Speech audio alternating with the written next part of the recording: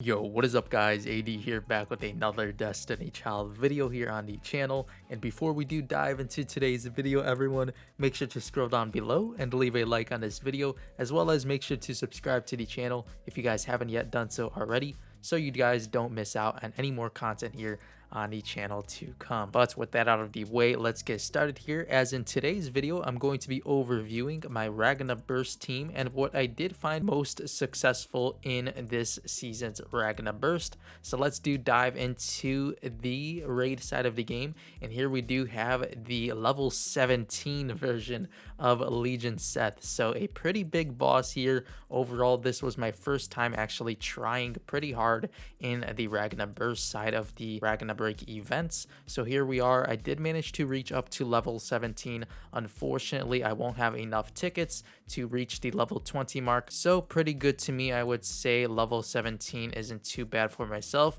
as I don't have my Samil fully ignited yet, and I am lacking quite a bit in the Wodan uncaps, but we'll be diving into the team. First up here though, let's dive into the Bursters. So the Bursters here for Ragna Break are of course very important, as they do implement a buff depending on the amount of uncaps and of course the ignition level you do have on each child. So as you could see here, for slot 1 for example, I do have Wodan fully ignited, but since I only have her at a +1 status, she is only at level 50, and she is only providing the final burst plus 30.3%, as well as the all allies max HP plus 3800. And we do have the second slots here, in which I do have all of the units at +6, but I only have the Titania at full ignition. And for the slots 3 here, I do have the full uncaps for all 4 childs, but I only have Samil at level 8 ignition, in which we do only have here the level 31 here for slots 3 of the burster. And heading on to slot 4, which is my weakest but is probably one of the strongest levels here.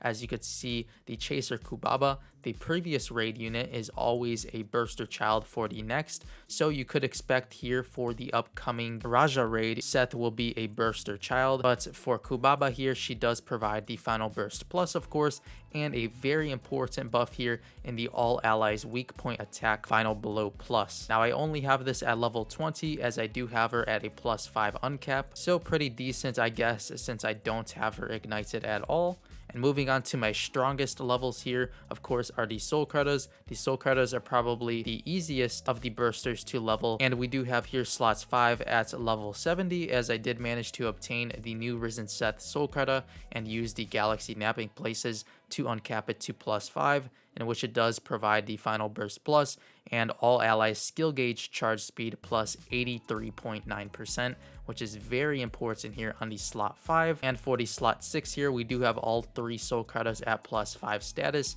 in which we do have final burst plus and all allies recovery amounts regen heal plus 80%. So a huge buff here as well, since I do have my Neptune unignited as of now. Now moving on to the team, of course, and we do have here the leader skills, in which we do have Samil being the leader for my Ragna Burst team. Now if you're struggling with survivability, you could just use Neptune leader skill, as she does provide a smaller amount of skill gauge charge, but she does increase the recovery to light type allies, so in which would help a ton with survivability. But moving on to the drive order here, we do have Wodan into Samil drive and ending off with a Titania drive. Now of course you can run the Neptune drive, as it does help quite a ton with the survivability aspect against Seth's drive skill, as he does deal quite a bit of damage. So if you are struggling with your survivability, make sure to drive Neptune right before the Seth drive skill, as she will provide lifelink to all of your allies, in which your team will not die or have a very small chance to. So there's the drive order for my team, and of course the situational drive in Neptune.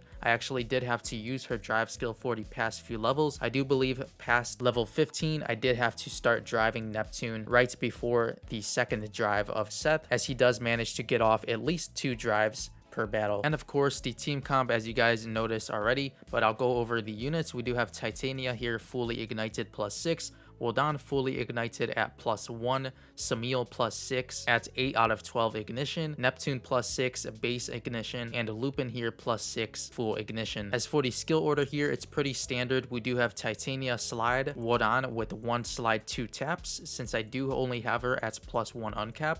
Now if you do happen to have her at +6 uncap, since Ragna Burst is a pretty late game mode, if you happen to invest into the mode and have Wodan at a higher uncap than I do, then you'll definitely want to run more tap skills on her, since she does have a 90% chance to end skill cooldown on her tap skill at full uncap. And next up here, we're running Samil on slide only, as well as Neptune slide only. And for Lupin here, since I do have her fully ignited, I am running her on 1 slide and 3 tap skills. Now if you don't have Lupin ignited, then you'll definitely want to run her on only 1 slide and 2 taps. As for the equipment on my units, everyone, we are running the following. First up here, we do have Titania here with the core of the amplified attack, as well as the amplified crit and the flat attack. Unfortunately, I wasn't able to roll a god core for her, but this core did manage to work out. And we do have here the equips. First up here being the passionate mic with triple S rolls here. We do have the increase all stats by 600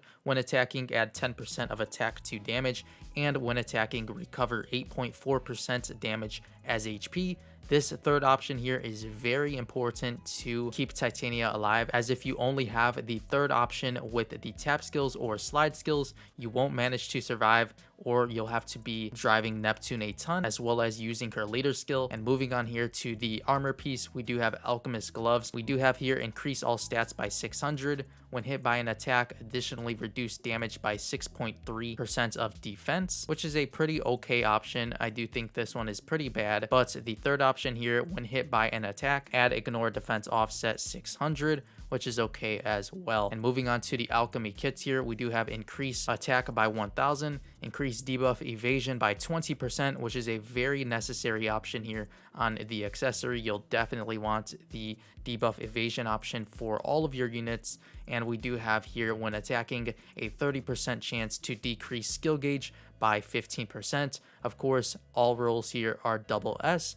And we're moving on to the soul card here, in which we are using Hello My Love. Moving on here to Dreamer Wodan, everyone, we do have her with a quintessential flask here, in which is a okay weapon here. Of course, I would ideally want to run the passionate mic on all of these units, but I did have to go with the flask as I don't have any crafting material to transfer these options. So this works for now. We do have here a standard A option here to start, which I could have a better one on her.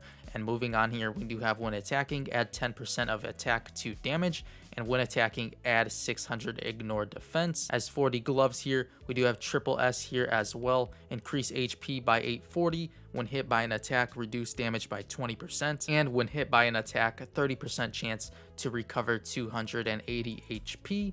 And for the accessory here, 3S yet again, increase all stats by 540, increase debuff evasion by 18%, and when attacking, a 30% chance to decrease skill gauge by 13% here for Wodan. And for her soul card here, we are running change of air, of course, at the +5 status. And moving on here to the Samil, we do have here a passionate mic, pretty standard options here. I'll try to go through these quicker, as of course the main important unit is of course Titania, and following Titania, I would say Wodan and Samil are very important units as well. I do happen to have the highest attack on the Wodan as well as Samil, and of course Titania leading the charts with the damage. I did want my Wodan and Samil receiving all of the buffs, as I didn't really need my Neptune to receive the buffs, as she does have a change of air soul card as well, which was pretty helpful, and I did manage to keep her under Wodan in attack, so it did work out pretty well for myself here.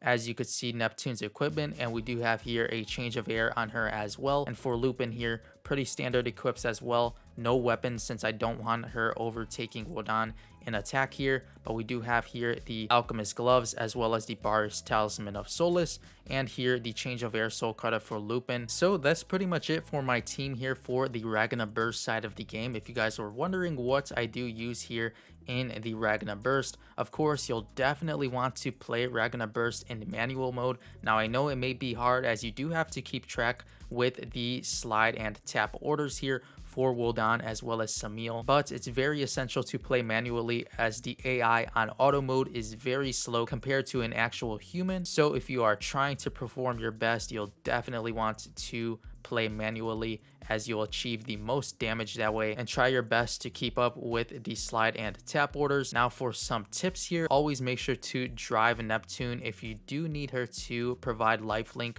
so your team can survive. You'll want to drive Neptune right before Seth does unleash his drive skill, as there's a good chance he does manage to one-shot your attacker. And for another tip here, you'll want to make sure to slide Wodan right before you do use her drive skill, as you do use it as the first of the three. So make sure to slide Wodan right before you do driver, and following her drive skill you will have the chance to tap her twice, which is very helpful. Even if you didn't manage to get off 2 taps before the next slide, always make sure to slide your Wodan right before using her drive skill. And a third tip here, always make sure to slide all units right before fever time, as of course you'll want to apply the most buffs to your Titania before you do fever time. And once you do exit fever time with this specific team composition, you can actually slide Titania, Samil, and Neptune, as well as tap Lupin before you do tap Wodan, as you'll want to have them all on cooldown, so you do have the highest chance to end a unit's cooldown with Wodan's tap skill. And a fourth and final tip I did follow: if you are lacking just a bit of drive gauge until your next drive skill, make sure to just tap a unit like Samil, as she does add a skill gauge charge to the highest attacker unit, in which you won't put her on slide cooldown, but you'll still manage to get off a drive skill without delaying the battle and wasting some time. But anyways everyone, that'll pretty much do it for all of my tips here for this season's Ragna Burst. Now I do apologize for releasing this burst guide very late into the events, as we do have under 1 day remaining. So for the next Ragna Break, I'll definitely try to have a Ragna Burst guide out as soon as possible, especially for you collectors out there that just wants to finish the level 1 and obtain the exclusive Ragna Burst costumes for each unit. So I'll definitely do so for the future events if you guys would look forward to those. Of course, make sure to leave a comment if you guys would like to see more burst guides heading into the future Ragnas. But anyways everyone, that'll pretty much do it for today's Destiny Child Ragna burst guide here for the Ragna season 26 events here featuring Seth. Now it's a pretty difficult one, but I did manage to get through 16 levels of the burst, and hopefully heading into the next Ragna Break, I'll manage to break through 20. So make sure to let me know in the comment section below if this guide was helpful to you all, and hopefully you do have some luck in the remainder of your Ragna Burst tickets, as we do have 1 more day of this event. But before you go everyone, make sure to leave a like on this video if you did enjoy today's Ragna Burst guide, and of course make sure to subscribe to the channel if you haven't yet done so already and are interested in more Destiny Child content such as this video here today. And last but not least, make sure to check out the links in the description box below to my Twitch channel, and where we do live stream Destiny Child Global every weekend. But with all of that being said, I'll see you all in the next Destiny Child video. As always, thank you all so much for watching.